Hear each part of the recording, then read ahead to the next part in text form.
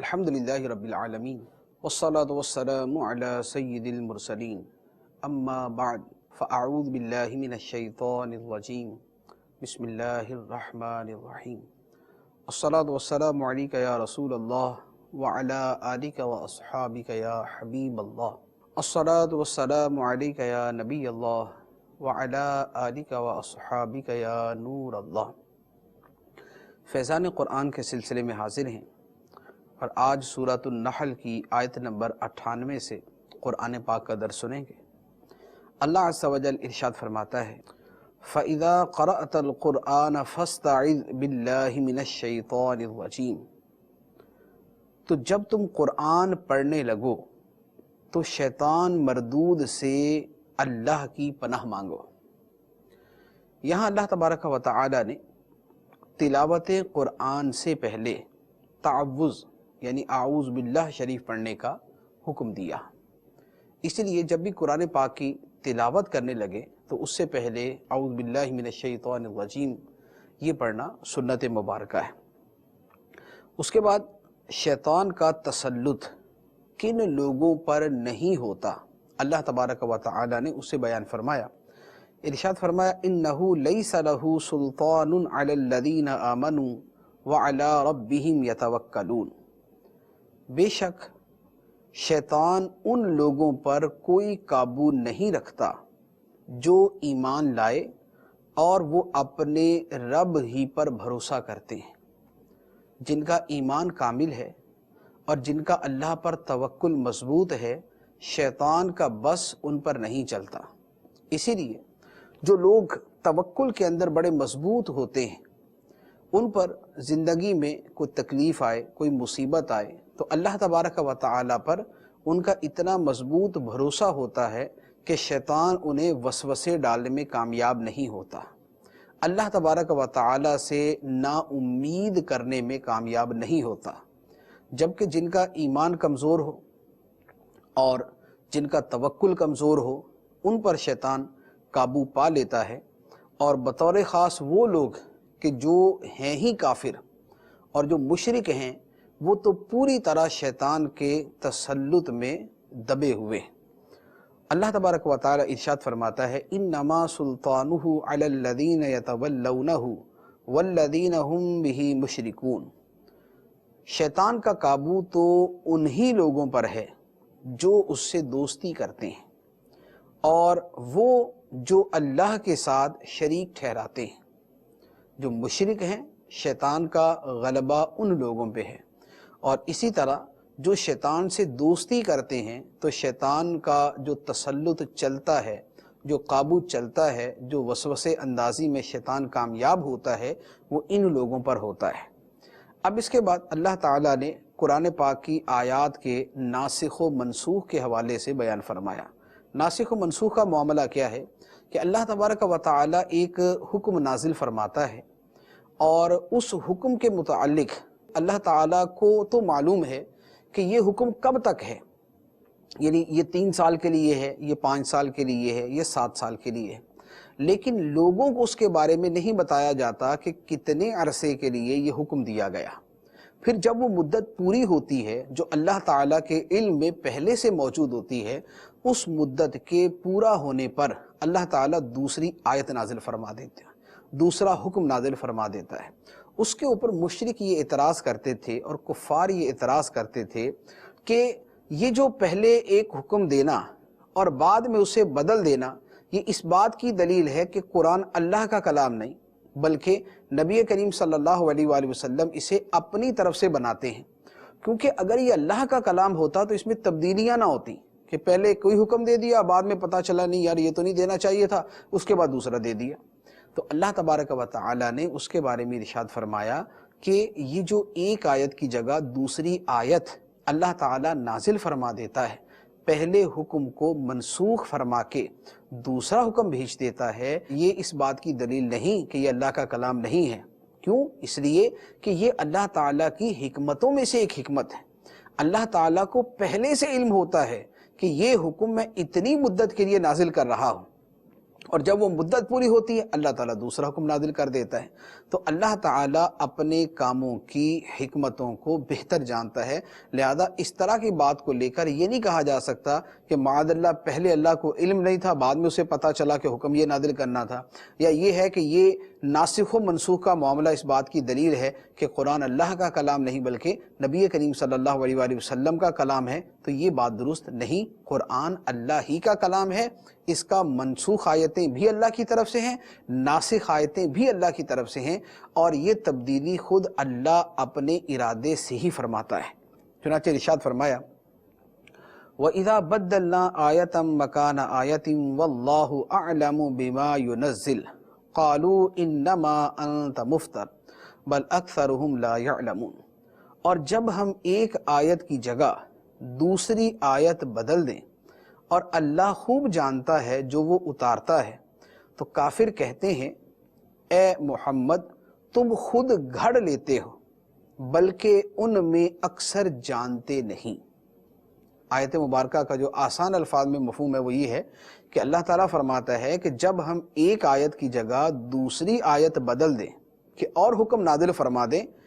کیوں نازل کیا اللہ خوب جانتا ہے، جو وہ نازل کرتا ہے، جو وہ منسوخ کرتا ہے، جو ہے وہ ناسخ آیت نازل فرماتا ہے، اسے اللہ بہتر جانتا ہے۔ تو جب اللہ تعالیٰ ایک آیت کی جگہ دوسری آیت بدلتا ہے تو کافر نبی کریم صلی اللہ علیہ وآلہ وسلم سے کہتے ہیں کہ یہ تو تم نے خود اپنی طرف سے گھڑ لیا،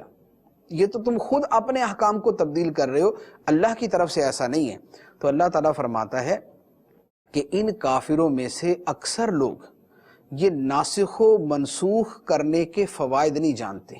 وہ اس کی حکمتیں ہی نہیں جانتے کہ اللہ تعالیٰ نے پہلے کیوں حکم دیا اور بعد میں اسے منسوخ فرما کے دوسرا حکم کیوں نازل کیا۔ تو یہ لوگوں کی جہالت ہے، اس جہالت کی وجہ سے نبی کریم علیہ الصلوۃ والسلام پر اعتراض نہیں کیا جا سکتا۔ اب قرآن اللہ کا کلام ہے، اللہ کی طرف سے نازل ہوتا ہے، اب اللہ تعالیٰ اس کو مزید تاکید سے بیان فرماتا ہے۔ چنانچہ ارشاد فرمایا قل نزلہ روح القدس من ربک بالحق، اے محبوب تم فرماؤ اس قرآن کو مقدس روح یعنی جبرائیل نے آپ کے رب کی طرف سے حق کے ساتھ نازل کیا تاکہ وہ ایمان والوں کو ثابت قدم کر دے، اور یہ مسلمانوں کے لیے ہدایت اور خوشخبری ہے۔ یعنی فرما دیا کہ قرآن مقدس روح یعنی روح القدس جبرائیل امین علیہ السلام اللہ کی طرف سے لے کر نازل ہوتے ہیں۔ تو یہ پوری تاکید کے ساتھ بیان کر دیا کہ یہ کہنا غلط ہے کہ نبی کریم صلی اللہ علیہ وآلہ وسلم اپنی طرف سے قرآن بناتے ہیں،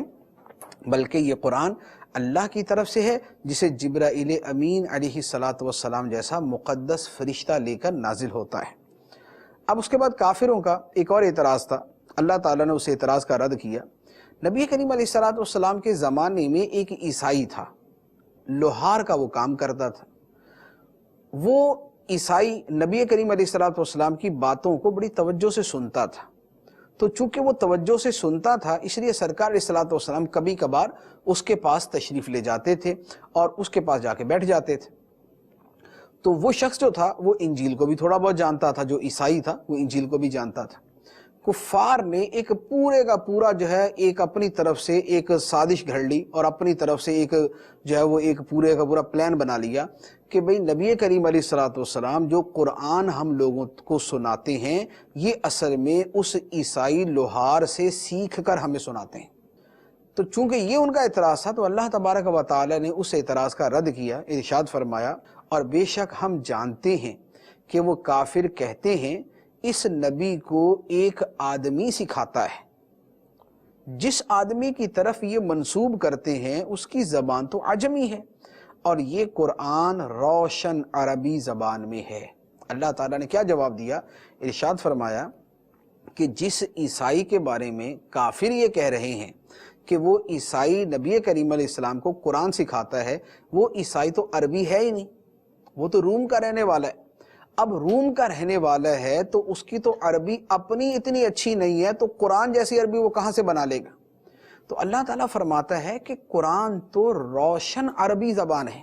فصیح و بلیغ عربی زبان کے اندر قرآن اترا، وہ قرآن کہ جس کے مثل بنانے میں، جس کی ایک صورت جیسی صورت بنانے سے کافروں کے بڑے بڑے شعراء، ادیب، فصحاء، بلغاء، زبان دان سب عاجز آ گئے۔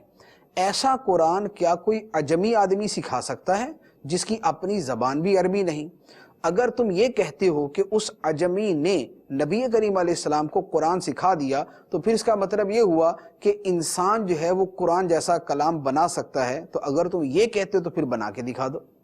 لیکن تم تو اپنا پورا زور لگا کے اپنے فصیح و بلیغ لوگوں کو جمع کر کے، اپنے زبان کے ماہرین کو جمع کر کے ایک قرآن کی سورت، چھوٹی سے چھوٹی سورت کے برابر بھی نہ بنا سکے، تو پھر ایک عجمی آدمی، غیر عربی آدمی کے بارے میں تم کیسے کہہ سکتے ہو کہ وہ ہے جو نبی کریم علیہ السلام کو قرآن سکھاتا ہے؟ اب اس کے بعد اللہ تعالیٰ فرماتا ہے، بے شک جو اللہ کی آیتوں پر ایمان نہیں لاتے اللہ انہیں راہ نہیں دکھاتا اور ان کے لیے دردناک عذاب ہے۔ جو اللہ کی آیتوں پر ایمان نہیں لاتے اللہ انہیں راہ نہیں دکھاتا، یعنی اللہ تعالیٰ نے راستہ صرف سامنے رکھ دیا ہے، پکڑ کے اللہ تعالیٰ سیدھے راستے کے اوپر نہیں لے کے آتا۔ وہ بندے کی اپنی مرضی ہے کہ وہ سیدھے راستے پہ آنا چاہتا ہے تو آ جائے، ورنہ یہ ہے کہ اللہ تعالیٰ نے اس کے سامنے ہدایت اور گمراہی دونوں راستوں کو واضح کر دیا ہے۔ اس کے بعد اللہ تعالیٰ فرماتا ہے، جھوٹا بہتان وہی باندھتے ہیں جو اللہ کی آیتوں پر ایمان نہیں لاتے اور وہی جھوٹے ہیں۔ اس کے بعد فرمایا، من کفر باللہ من بعد ایمانہ الا من اکرہ وقلبہ مطمئن بالایمان ولکن من شرح بالکفر صدرا فعلیہم غضب من اللہ ولہم عذاب عظیم۔ جو ایمان لانے کے بعد اللہ کے ساتھ کفر کرے اس کے لیے شدید وعید ہے، سوائے اس آدمی کے جسے مجبور کیا جائے اور اس کا دل ایمان پر مطمئن ہو، لیکن وہ جو دل کھول کر کافر ہوں ان پر اللہ کا غضب ہے اور ان کے لیے بڑا عذاب ہے۔ یہ جو آیت مبارکہ ہے، اس آیت مبارکہ کا شان نزول یہ ہے کہ کافروں نے بہت سارے صحابہ کرام کو مجبور کیا کہ تم اپنے دین کو چھوڑو، بتوں کی خدائی کے جملے کہو، اللہ کے ساتھ شرک کے جملے بولو، ورنہ ہم تمہیں جان سے مار دیں گے۔ کفریہ جملے کہنے پر کافروں نے صحابہ کرام کو مجبور کیا۔ کئی صحابہ وہ تھے کہ جنہوں نے اپنی جان قربان کر دی لیکن کفریہ جملہ زبان سے نہ کہا، چنانچہ کئی صحابہ کو کافروں نے مکہ مکرمہ میں شہید کر دیا۔ ان کے اندر حضرت سمیہ رضی اللہ تعالی عنہ بھی ہیں اور حضرت یاسر رضی اللہ تعالی عنہ بھی، جو حضرت عمار رضی اللہ تعالی عنہ کے والد ہیں، یہ بھی۔ اچھا، اس کے مقابلے میں ایک دو صحابہ کرام وہ تھے کہ جنہوں نے جب دیکھا کہ کافر تو ان کو جان سے ہی مار دیں گے اگر انہوں نے کفریہ جملہ نہ بولا، تو ان کے دل میں تو ایمان موجود تھا لیکن زبان سے انہوں نے کفریہ جملے کہہ دیے، کافروں نے چھوڑ دیا۔ اب یہ پریشان ہوئے کہ ہم نے کافروں کے ڈر سے کفریہ جملے بول دیے تو کہیں ہم کافر تو نہیں ہو گئے۔ یہ نبی کریم علیہ السلام کی بارگاہ میں آئے اور عرض کیا، یا رسول اللہ، ہم سے غلطی ہو گئی کہ ہم نے اس طرح کفریہ جملے بول دیا، لیکن ماجرا یہ تھا، کافروں نے اس طرح ہمیں مجبور کیا تھا۔ جب ان صحابہ کرام نے یہ عرض کیا تو اللہ تعالیٰ نے اس پر قرآن پاک کی یہ آیت مبارکہ نازل فرمائی کہ جو اپنے ایمان کے بعد اللہ کے ساتھ کفر کرے، یعنی ایمان چھوڑ دے، اسلام چھوڑ دے اور کفر کرے، فرمایا اس کے لیے تو شدید وعید ہے۔ لیکن وہ شخص کہ جسے مجبور کیا گیا، الا من اکرہ، جسے مجبور کر دیا گیا کہ کلمہ چھوڑو، کفریہ جملہ بولو ورنہ تجھے جان سے مار دیں گے، اکراہ شرعی، اکراہ ملجی جسے کہا جاتا ہے، جسے وہ کیا گیا۔ اب ایسا شخص کہ اس کا دل ایمان پر مطمئن ہو، زبان سے کفریہ کلمہ بول دے حالت اکراہ کی وجہ سے، تو اللہ تعالیٰ فرماتا ہے کہ اس کے لیے کوئی وعید نہیں، اسے رخصت ہے، اسے رخصت ہے کہ یہ اگر کفریہ کلمہ بول دیتا ہے تو اس پہ کفر کا حکم نہیں لگے گا اور اس کے اعمال برباد نہیں ہوں گے۔ کس کے برباد ہوں گے؟ فرمایا جو کھلے دل سے کفر کرے، جو کھلے دل سے بولے، وَلَكِن مَنْ شَرَحَ بِالْكُفْرِ صَدْرًا، جو دل کھول کر کافر ہو جائے، فرمایا اس پر خدا کا غضب ہوگا اور اس کے لیے بہت بڑا عذاب ہے۔ تو جیسے کھلا بہت سارے لوگ ہیں کہ جو کفر بول دیتے ہیں، جیسے قادیانی ہیں، کھلم کھلا ختم نبوت کا انکار کرتے ہیں، یا مسلمانوں کے اندر ایسے لوگ ہیں کہ جو جنت کا مذاق اڑاتے ہیں، یعنی مسلمان کہلانے والے ہیں، جنت کا مذاق اڑاتے ہیں، اللہ کے عذاب کا مذاق اڑاتے ہیں، دین کا مذاق اڑاتے ہیں،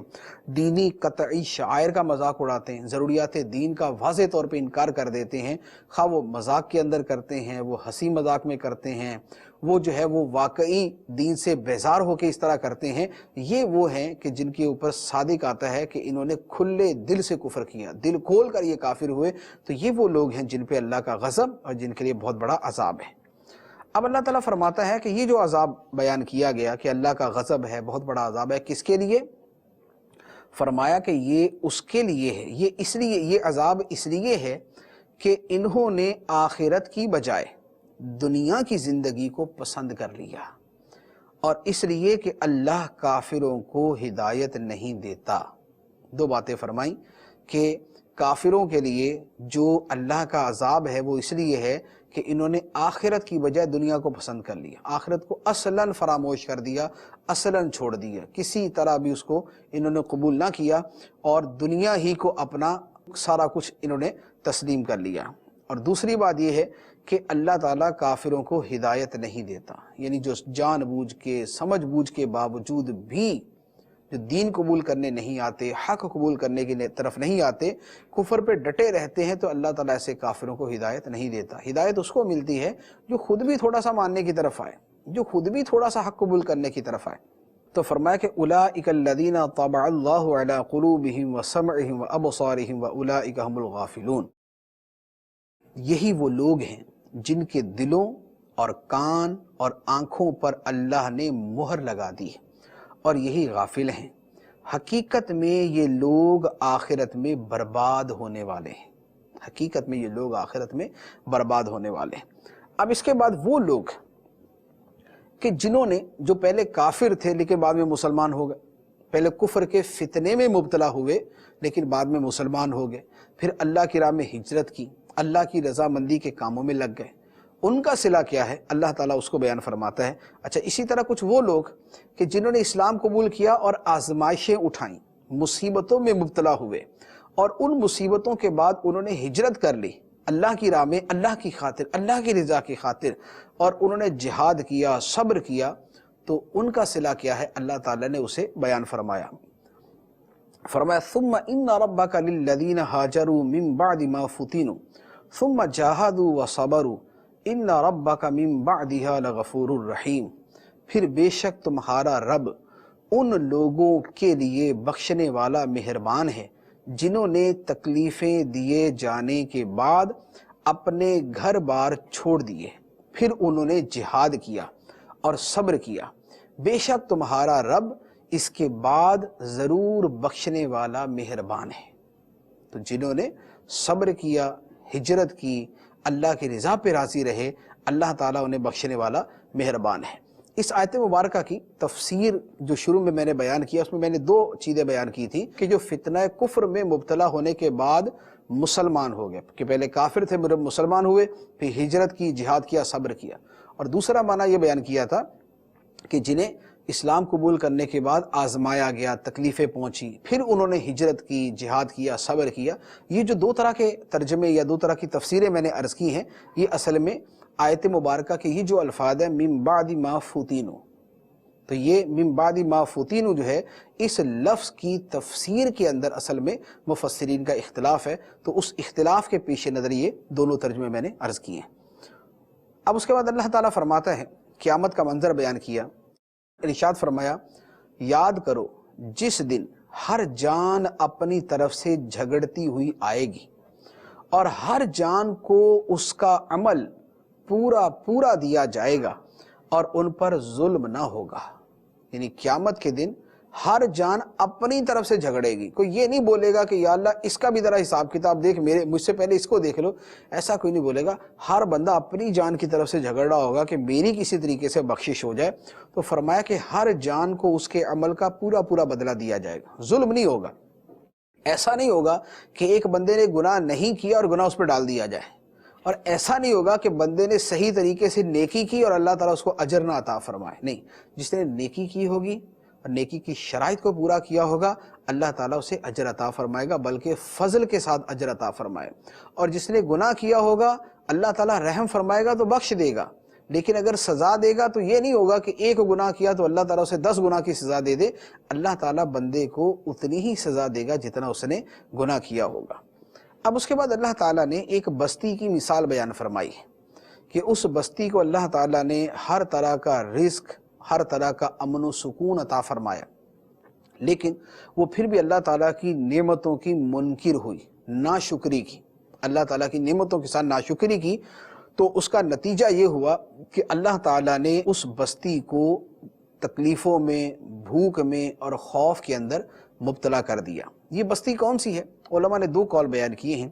ایک قول تو یہ ہے کہ یہ کسی بھی بستی کی مثال اللہ تعالیٰ نے بیان فرمائی، کہ متعین ہمیں معلوم نہیں ہے کہ کس بستی کے بارے میں اللہ تعالیٰ نے فرمایا، لیکن ہمیں سمجھایا یہ ہے کہ اللہ تعالیٰ کسی بستی کو نعمتیں دیتا ہے، امن دیتا ہے، سکون دیتا ہے، رزق دیتا ہے، لیکن لوگ اپنی حرکتوں کی وجہ سے، اللہ کی نعمتوں کی ناشکری کرنے کی وجہ سے ان نعمتوں سے محروم ہو جاتے ہیں۔ پھر رزق کی جگہ بھوک ملتی ہے، پھر امن کی جگہ خوف ملتا ہے۔ کب؟ بما کانوا یصنعون، لوگوں کے اپنے اعمال کی وجہ سے۔ اور ایک قول یہ ہے اس آیت مبارکہ کے بارے میں کہ یہ مکہ مکرمہ کے بارے میں اللہ تعالیٰ نے بیان فرمایا کہ اہل مکہ پہ اللہ نے بڑے انعام فرمائے، لیکن جب انہوں نے اللہ کی نعمتوں کی ناشکری کی،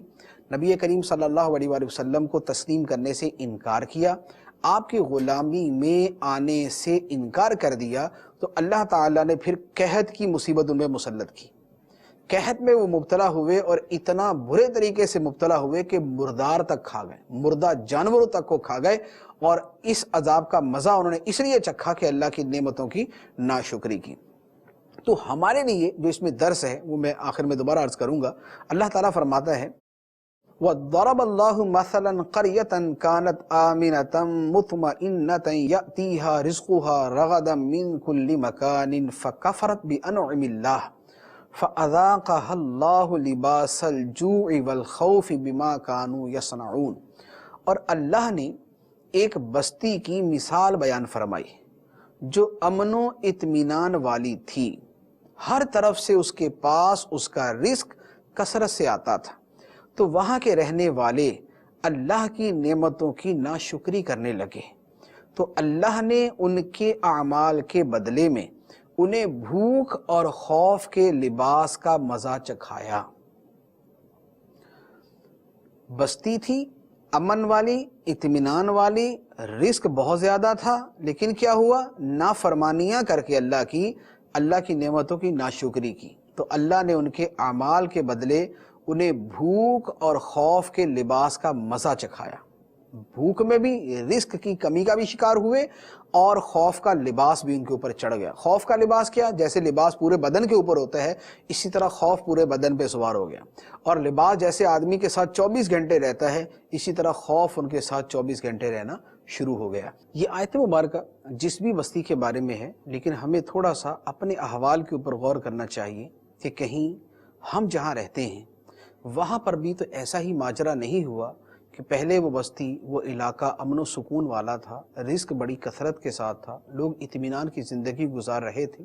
لیکن اللہ کی نعمتوں کی ناشکری کرنے کی وجہ سے اور نافرمانیاں اور گناہ کرنے کی وجہ سے نتیجہ یہ ہوا کہ رزق بھی کم ہوتا گیا اور امن و سکون بھی ختم ہوتا گیا، خوف کا لباس لوگوں کے اوپر چڑھ گیا، اور اب ہر آدمی خوف زدہ ہے کہ نہ جانے اس کے ساتھ کیا ہو جائے گا، اس کی جان محفوظ ہے یا نہیں، اس کا مال محفوظ ہے یا نہیں۔ یہ خوف جو ہے، یہ جو سوار ہو گیا، کہیں یہ اسی کا نتیجہ تو نہیں جو اللہ تبارک و تعالی نے اس بستی کے بارے میں فرمایا فَكَفَرَتْ بِأَنْعُمِ اللَّهِ، تو ان لوگوں نے اللہ کی نعمتوں کی ناشکری کی، نافرمانیوں میں اپنی زندگیاں گزار کر نعمتوں کی ناشکری کی۔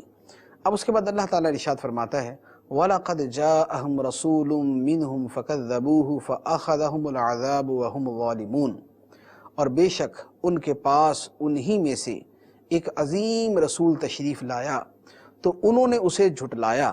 تو انہیں عذاب نے پکڑ لیا، اور وہ زیادتی کرنے والے تھے۔ یعنی نبی کریم صلی اللہ علیہ وآلہ وسلم اہل مکہ میں سے تھے، انہی میں سے ان کی طرف تشریف لائے لیکن لوگوں نے انہیں جھٹلایا تو اللہ تبارک و تعالی نے بھوک اور خوف کے عذاب میں ان کو مبتلا کر دیا۔ اب اس کے بعد اللہ تعالیٰ فرماتا ہے فَكُلُوا مِمَّا رَزَقَكُمُ اللَّهُ حَلَالًا طَيِّبًا وَاشْكُرُوا نِعْمَةَ اللَّهِ إِن كُنتُمْ إِيَّاهُ تَعْبُدُونَ۔ تو اے لوگو، اللہ کا دیا ہوا حلال پاکیزہ رزق کھاؤ اور اللہ کی نعمت کا شکر ادا کرو اگر تم اس کی عبادت کرتے ہو۔ یہ سب لوگوں کو حکم ہے کہ اللہ کا دیا ہوا پاکیزہ حلال رزق کھاؤ، اللہ کی نعمت کا شکر ادا کرو اگر تم اس کی عبادت کرتے ہو۔ اب حرام چیزیں کیا ہیں؟ کافر چونکہ اپنی طرف سے حلال و حرام کے پیمانے بنا لیتے تھے، بتوں کے نام پر بہت ساری چیزوں کو خود ہی حرام کر لیتے تھے کہ یہ چیز فلاں بت کے نام پہ حرام ہے، یہ چیز فلاں بت کے نام پہ حرام ہے۔ تو اللہ تبارک و تعالیٰ نے ان کی اس گنتی میں سے فرمایا کہ جو چیزیں تم حرام سمجھتے ہو، جو چیزیں یہاں آیت میں ہیں یہ بھی، اور اس کے علاوہ جو تم حرام سمجھتے ہو، ان ساری چیزوں میں صرف وہ حرام ہے جو اللہ تعالیٰ اس آیت کے اندر بیان فرماتا ہے۔ ارشاد فرمایا انما حرم علیکم المیتۃ والدم ولحم الخنزیر وما اہل لغیر اللہ بہ۔ اللہ نے تم پر مردار اور خون اور خنزیر کا گوشت اور وہ جس کے ذبح کرتے وقت اللہ کے سوا کسی اور کا نام پکارا گیا سب حرام کر دیا ہے۔ پھر جو مجبور ہو کر کھا لے، اس حال میں کہ نہ خواہش سے کھا رہا ہو اور نہ حد سے بڑھ رہا ہو، تو بے شک اللہ بخشنے والا مہربان ہے۔ یعنی فرمایا کہ تم جو چیزیں حرام قرار دیتے ہو ان میں صرف 4 چیزیں حرام، یہ نہیں کہ 4 کے علاوہ حرام ہی کچھ نہیں ہے، ورنہ اس آیت کے اندر تو نہ کتے کا بیان ہے نہ ہاتھی کا بیان ہے، حالانکہ ان کا کھانا بھی حرام ہے۔ یہاں اصل مقصود یہ ہے کہ کفار نے اپنی جو فہرست حرام چیزوں کی بیان کی، اللہ تعالیٰ نے فرمایا کہ اس میں سے صرف یہ 4 چیزیں حرام ہیں، اس کے علاوہ جو چیزیں تم اپنی طرف سے حرام قرار دیتے ہو وہ حرام نہیں۔ چنانچہ فرمایا وہ کیا ہے؟ نمبر 1 مردار، یعنی جو جانور خود بخود مر جاتا ہے یا اللہ کے نام پر جس کو ذبح نہیں کیا جاتا وہ بھی مردار کے حکم میں ہے۔ تو فرمایا کہ مردار حرام ہے، خون حرام ہے، خنزیر کا گوشت حرام ہے، اور جس جانور کو غیر اللہ کے نام پہ ذبح کیا جائے وہ بھی حرام۔ غیر اللہ کے نام پہ یعنی جیسے بت کے نام پہ ذبح کر دیا، ذبح کرتے وقت ہم تو پڑھتے ہیں نا بسم اللہ اللہ اکبر، یا اللہ کا کوئی اور نام لے لیتے ہیں لیکن موسٹلی بسم اللہ اللہ اکبر پڑھا جاتا ہے۔ اب بسم اللہ اللہ اکبر کی جگہ وہ یہ کہہ دیا جائے کہ فلاں بت کے نام پہ ذبح کرتا ہوں یا اللہ اور فلاں بت کے نام پہ ذبح کرتا ہوں، یہ جو کہنا ہے یہ ہے غیر اللہ کے نام پہ ذبح کر دینا۔ تو جس جانور کے ذبح کے وقت اللہ کے علاوہ کسی اور کا نام لیا جائے وہ جانور حرام ہو جاتا۔ یہ جانور بھی بیسیکلی تو المیتہ میں داخل ہے، جو سب سے پہلا لفظ ہے انما حرم علیکم المیتہ، میتہ میں یہ بھی داخل ہے، لیکن چونکہ یہ تھوڑا سا ایک اسپیشل کیس ہے لہذا اس کو جدا گانا بھی اللہ تعالیٰ نے بیان فرما دی۔ یہاں پر ایک اور بات بھی سمجھانے کی ہے، وہ یہ ہے کہ جانور صرف وہ حرام ہے جس کے ذبح میں اللہ کے علاوہ کسی اور کا نام لیا جائے، ورنہ زندگی کے اندر تو جیسے ہر بندہ بولتا ہے یہ میرا جانور ہے، یہ تمہارا جانور ہے، بھئی یہ بکرا کس کا ہے؟ یہ فلاں کا ہے، یہ گائے کس کی ہے؟ یہ فلاں شخص کی ہے، اچھا یہ جانور کس کا ہے؟ یہ قربانی کا جانور ہے، تو قربانی جو ہے وہ قربانی کا لفظ جو ہے وہ اللہ تو نہیں،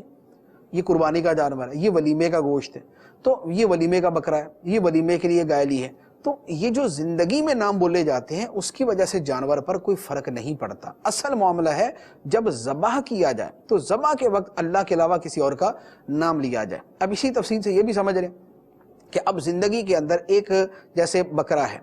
اس بکرے کے بارے میں یہ ہے کہ جی یہ 11ویں شریف کا بکرا ہے، یہ غوث پاک رضی اللہ تعالیٰ عنہ کے نام کا بکرا ہے۔ اب غوث پاک رضی اللہ تعالیٰ عنہ کے نام کا اگر بکرا کہیں گے تو اس میں کوئی حرج نہیں۔ کیوں؟ اس لیے کہ ہم جو یہ نام لیتے ہیں یہ اس کی زندگی میں لیتے ہیں، ذبح کے وقت نہیں کہتے کہ غوث آدم کے نام پہ ذبح کیا، شیخ عبد القادر جیلانی کے نام پہ ذبح کیا، داتا صاحب کے نام پہ ذبح کیا۔ یہ اگر کوئی کرے گا تو جانور حرام، یہ اگر کوئی کرے گا تو جانور حرام، لیکن ایسا مسلمان پوری دنیا کے اندر کوئی نہیں کرتا۔ زندگی میں اب اس کو ولیمے کا بکرا کہیں یا اسے جناب زید عمر بکر کا کہیں یا اسے غوث پاک کا کہیں یا اسے کسی بھی ولی کی طرح منسوب کر دیں، اس میں ذرہ برابر کسی قسم کا کوئی مسئلہ پیدا نہیں ہوگا۔ مسئلہ تب ہے جب اس کے ذبح کے وقت اللہ کے علاوہ کسی اور کا نام لیا جائے کہ اس نام کے اوپر اس کو ذبح کیا جائے، اب وہ جانور حرام ہو جائے گا۔ اچھا پھر یہ جو حرام چیزیں ہیں جو اللہ تعالیٰ نے بیان فرمائی ہیں کہ مردار ہے، خون ہے، خنزیر کا گوشت ہے، غیر اللہ کے نام پہ جو ذبح کیا جانور ہے وہ ہے۔ اب اگر کوئی شخص مجبور ہو، جیسے ایک آدمی بھوک کے مارے اس کی جان نکلنے والی، اتنی شدید بھوک ہے اسے، حلال چیز اسے میسر نہیں کہ وہاں کو حلال کھانے کو کچھ نہیں، اور یہ حرام چیزیں ہی ہیں، یا مردار کا گوشت ہے، یہ خنزیر کا گوشت ہے، یا غیر اللہ کے نام کی ذبیحے کا گوشت، تو جو مجبور ہو اسے یہ اجازت ہے کہ اپنی جان بچانے کی حد تک وہ کھا لے، یعنی پیٹ بھر کے نہیں کھائے گا کہ خواہش سے جناب جیسے ہم عام روٹین میں کھاتے ہیں اس طرح وہ کھانا شروع کر دے، ایسا نہیں، جتنا جان بچانے کے لیے کھانا ضروری ہے اتنا کھانے کی اس کو اجازت ہے، اور یہ جو کھانے والا ہے یہ گناہگار نہیں ہوگا۔ تو جو حالت مجبوری میں ہے، حالت اضطرار جسے کہتے ہیں، اس میں ہے، اسے کھانے کی اجازت ہے، اور اس کے علاوہ اجازت نہیں۔ اب اس کے بعد اللہ تعالیٰ کافروں کے بارے میں فرماتا ہے، کافر جو خود ایک شے کو حلال کہہ دیا دوسری کو حرام کہہ دیا، اللہ تعالیٰ اس کا فرماتا ہے کہ یہ نہ کرو، اپنی طرف سے حلال و حرام نہ قرار دے۔ اور یہ جیسے ان مشرکوں کے لیے تھا اسی طرح آج کے زمانے کے لیے بھی، آج کے زمانے میں یہ حکم ہے کہ کسی شے کو اپنی طرف سے حلال و حرام نہیں کہنا چاہیے، یہ بہت بڑا منصب ہوتا ہے۔ جیسے آج کل دو طرح کے مسائل ہیں، ایک مسئلہ تو یہ ہے کہ کچھ لوگوں نے یہ پکڑ لیا کہ جناب ہر دوسری چیز کو حرام کہنا شروع کر دیا، اس پہ جناب غوث پاک کا نام آ گیا یہ بھی حرام ہو گیا، اس پہ داتا صاحب کا نام آ گیا یہ بھی حرام ہو گیا۔ اللہ تعالیٰ فرماتا ہے اپنے منہ سے کیوں بولتے ہو یہ حرام ہے یہ حلال ہے؟ جس کو اللہ نے حلال قرار دیا، جسے اللہ نے حرام قرار دیا اسی کے مطابق رہو، اپنی طرف سے حلال و حرام نہ قرار دو۔ تو یہ ان لوگوں کے حوالے سے بھی سمجھانے کی چیز ہے۔ اور دوسرے وہ لوگ کہ جن کو شرعی مسائل کا علم نہیں، اپنی طرف سے بول دیتے ہاں جی ٹھیک ہے جی حلال ہے کر لیں آپ، اب مسئلے کا پتہ نہیں ہے، شے وہ حرام ہے، وہ فعل حرام ہے، وہ کاروبار حرام ہے، وہ طریقہ کار حرام ہے، لیکن بول دیا نہیں وہ ٹھیک ہے آپ کی نیت اچھی ہے تو آپ کر سکتے ہیں۔ اب نیت اچھی ہے اور آپ کر سکتے ہیں کہہ کے حرام کو حلال بنا دیا۔ اچھا یا یہ ہے کہ شے حلال ہے لیکن اپنی جہالت کی وجہ سے مسئلہ معلوم نہیں ہے، بول دیا نہیں بھی یہ نہیں کرنا یہ تو حرام ہے۔ بھئی کہاں سے حرام ہے؟ یہ تو پتہ نہیں کہاں سے حرام ہے، اپنی طرف سے حرام بول دیا۔ تو یہ جو اپنی طرف سے حلال و حرام قرار دینا ہے کہ کسی شے کو حلال بول دیا کسی کو حرام بول دیا، یہ سخت ترین جرموں میں سے ہے، یعنی اللہ کی بارگاہ میں یہ شدید ترین جرائم میں سے ہے کہ جو اللہ نے حلال کیا اسے حرام کہنا اور جو اللہ نے حرام کیا اسے حلال کہنا، لہذا اس سے بہت زیادہ اجتناب کرنا چاہیے۔ اور اسی وجہ سے کہا جاتا ہے کہ جاہل لوگوں سے مسئلہ نہیں پوچھنا چاہیے، جن کو مسائل کا علم نہیں ہے وہ مسائل بیان کریں گے تو وہ بھی حلال و حرام کا فرق ختم کر دیں گے، اور پوچھنے والا بھی گناہ گار ہوگا کہ جب اس کو معلوم ہے کہ یہ بندہ اہل نہیں ہے پھر بھی اس نے اس سے مسئلہ پوچھا۔ تو اللہ تعالیٰ فرماتا ہے وَلَا تَقُولُوا لِمَا تَصِفُ أَلْسِنَتُكُمُ الْكَذِبَ هَذَا حَلَالٌ وَهَذَا حَرَامٌ لِتَفْتَرُوا عَلَى اللَّهِ الْكَذِبَ إِنَّ الَّذِينَ يَفْتَرُونَ عَلَى اللَّهِ الْكَذِبَ لَا يُفْلِحُونَ، اور کیونکہ تمہاری زبانیں جھوٹ بولتی ہیں اسی لیے نہ کہو کہ یہ حلال ہے اور وہ حرام ہے، یہ نہ کہو تاکہ اس طرح تم اللہ پر جھوٹ باندھو، بے شک جو اللہ پر جھوٹ باندھتے ہیں وہ کامیاب نہ ہوں گے۔ اپنی طرف سے حلال و حرام قرار دے دینا یہ خدا پہ جھوٹ باندھنا ہے، کیونکہ حلال کرنا یا حرام شے کسی شے کو کرنا یہ اللہ کا اختیار ہے، یہ اللہ تعالیٰ کی جو ہے وہ اختیارات میں سے ہے، بندہ اس طرح نہیں کر سکتا، بندہ کرے گا تو خدا پہ جھوٹ باندھے گا۔ فرمایا متاع قلیل ولہم عذاب علیم، ان کے لیے دنیا میں تھوڑا سا فائدہ اٹھانا ہے اور ان کے لیے دردناک عذاب ہے آخرت میں۔ اب اس کے بعد یہودیوں کے اوپر کچھ چیزیں حرام تھیں، تو اللہ تعالیٰ نے فرمایا کہ وہ جو یہودیوں پر چیزیں حرام تھیں وہ کیا تھی، وہ ہم آپ پر پہلے بیان کر چکے۔ اور یہودیوں پر اصل میں حرام دو طرح کی چیزیں، ایک وہ ہیں جو ہمیشہ ہی حرام ہیں، جو اللہ تعالیٰ نے ہر شریعت کے اندر ہی جو ہے وہ بطور خاص بذات خود اللہ تعالیٰ نے فرمایا کہ یہ حرام۔ کچھ چیزیں وہ تھیں کہ یہودیوں نے اپنے اوپر ان کو حرام کیا، ان کی حرکتوں کی وجہ سے اللہ تعالیٰ نے ان پہ حرام کر دیا، تو یہ حرمت جو ہے یہ عارضی والی تھی۔ تو اب وہ جو عارضی والی حرمت ہے اللہ تعالیٰ اس کو بیان فرماتا ہے، جو اللہ تبارک و تعالیٰ کی طرف سے بغیر کسی لوگوں کے سبب کے تھی اسے تو اوپر بیان کر دیا کہ تمہارے اوپر مردار، خون، خنزیر، غیر اللہ کے نام کا ذبیحہ یہ حرام، یہ وہ ہیں کہ جو اللہ تعالیٰ نے مستقل طور پہ حرام کر دیے اور اس میں لوگوں کی طرف سے کوئی سبب نہیں پایا گیا۔ لیکن جہاں لوگوں کی طرف سے سبب پایا گیا آگے اس کو بیان کیا، فرمایا وَعَلَى الَّذِينَ هَادُوا حَرَّمْنَا مَا قَصَصْنَا عَلَيْكَ مِن قَبْلِ وَمَا ظَلَمْنَاهُمْ وَلَكِنْ كَانُوا أَنفُسَهُمْ يَظْلِمُونَ، اور ہم نے صرف یہودیوں پر وہ چیزیں حرام کی تھیں جو ہم پہلے آپ کے سامنے بیان کر چکے ہیں، اور ہم نے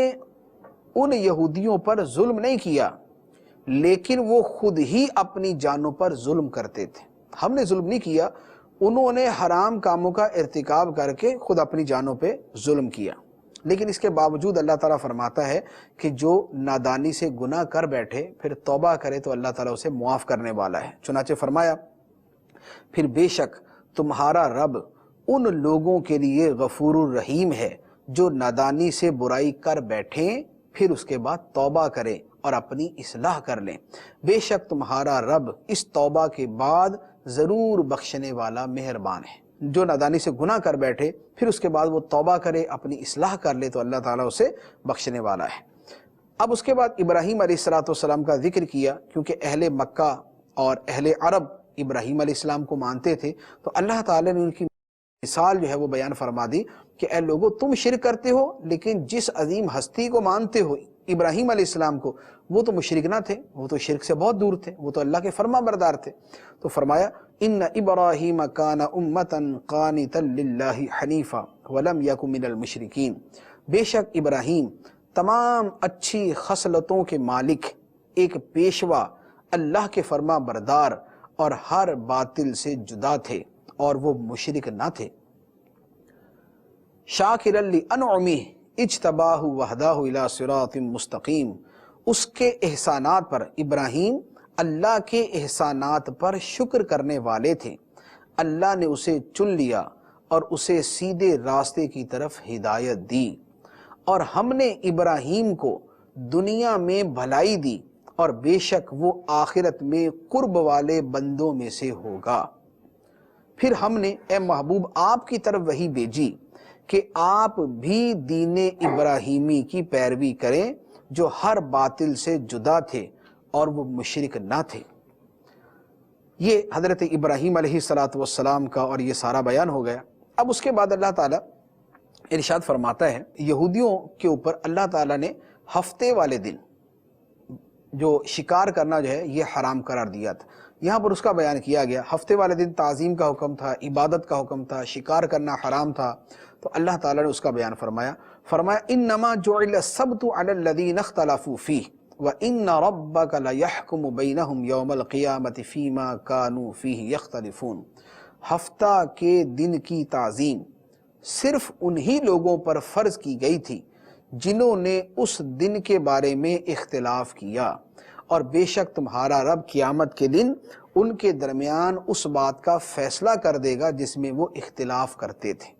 یعنی ہفتے کے دن کی تعظیم ہم پر نہیں ہے، ہمارے اوپر جمعے کے دن کی تعظیم ہے، یہودیوں کے اوپر ہفتے کے دن کی تھی۔ کیوں؟ اس لیے کہ ان کے نبی ان سے فرماتے تھے کہ جمعے کے دن جو ہے وہ تم عبادت کرو اور جو ہے وہ جمعے کے دن کی تعظیم کرو، یہ آگے سے جھگڑتے تھے نہیں ہم ہفتے کے دن کی کریں گے۔ تو اپنے نبی سے جنہوں نے اختلاف کیا انہی پر پھر ان کے مطالبے کے مطابق ہفتے کے دن کی تعظیم کو ضروری قرار دے دیا۔ تو اب حقیقت میں اللہ کی بارگاہ میں جو معظم دن تھا وہ کون تھا؟ اللہ تعالیٰ اس کا قیامت کے دن فیصلہ کرے گا، اور وہ کیا ہے؟ وہ وہی یہی ہے کہ جمعے کا دن اصل میں تعظیم والا دن تھا۔ اس کے بعد اللہ تعالیٰ نے تبلیغ دین کا ایک بڑا خوبصورت اصول بیان فرمایا ہے۔ ارشاد فرمایا، ادعو الی سبیل ربک بالحکمۃ والموعظۃ الحسنہ وجادلہم باللتی ہی احسن ان ربک هو اعلم بمن ضل عن سبیلہ وہو اعلم بالمہتدین۔ اپنے رب کے راستے کی طرف حکمت اور اچھی نصیحت کے ساتھ بلاؤ، اور لوگوں سے اس طریقے سے بحث کرو جو سب سے اچھا ہو، بے شک تمہارا رب اسے خوب جانتا ہے جو اس کی راہ سے گمراہ ہوا، اور اللہ ہدایت پانے والوں کو بھی خوب جانتا ہے۔ لوگوں کو تبلیغ کرنا، دین کی دعوت دینے کا طریقہ یہ ہے، فرمایا کہ حکمت کے ساتھ اور اچھی نصیحت کے ساتھ۔ حکمت کا کیا مطلب ہے؟ حکمت سے مراد یہ ہے کہ جس زمانے میں، جس وقت میں، جن لوگوں کے سامنے جس انداز میں دین کا پیغام پہنچانا چاہیے ان کے سامنے اسی انداز میں پہنچایا جائے۔ پڑھے لکھوں کے سامنے دین کا انداز پہنچانے کا کچھ اور انداز ہوگا، بالکل جو عوام ہے ان کے سامنے کچھ اور انداز ہوگا۔ تو فرمایا کہ لوگوں کو حکمت کے ساتھ اپنے رب کے راستے کی طرف بلاؤ، اور اچھی نصیحت کے ساتھ، خیر خواہی کے ساتھ، شفقت کے ساتھ، اس انداز کے ساتھ کہ لوگ دین کی طرف آ جائیں۔ اور اگر کہیں بحث مباحثے کی ضرورت پڑے، دلائل کے ساتھ ان کو جواب دینے کی ضرورت پڑے، تو فرمایا کہ اس طریقے سے ان سے بحث کرو جو سب سے اچھا ہو۔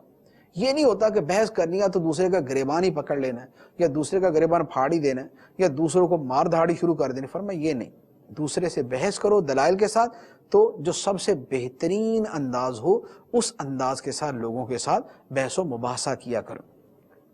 اب اس کے بعد یہ ہے کہ اگر دشمن کی طرف سے کوئی تکلیف پہنچے تو فرمایا کہ دو صورتیں ہیں، یا تو صبر کرو، یا جتنی تکلیف تمہیں سامنے والے نے دی ہے اتنی ہی تکلیف تم اس کو پہنچاؤ، اس سے زیادہ نہیں۔ جتنی تکلیف سامنے والے کی طرف سے پہنچی اتنا ہی اس سے بدلہ لیا جا سکتا ہے، اس سے زیادہ نہیں، لیکن صبر کرنا بہرحال تب بھی بہتر ہے۔ چنانچہ ارشاد فرمایا وَإِنْ عَاقَبْتُمْ فَعَاقِبُوا بِمِثْلِ مَا عُوقِبْتُمْ بِهِ وَلَئِنْ صَبَرْتُمْ لَهُوَ خَيْرٌ لِلصَّابِرِينَ، اور اگر تم کسی کو سزا دینے لگو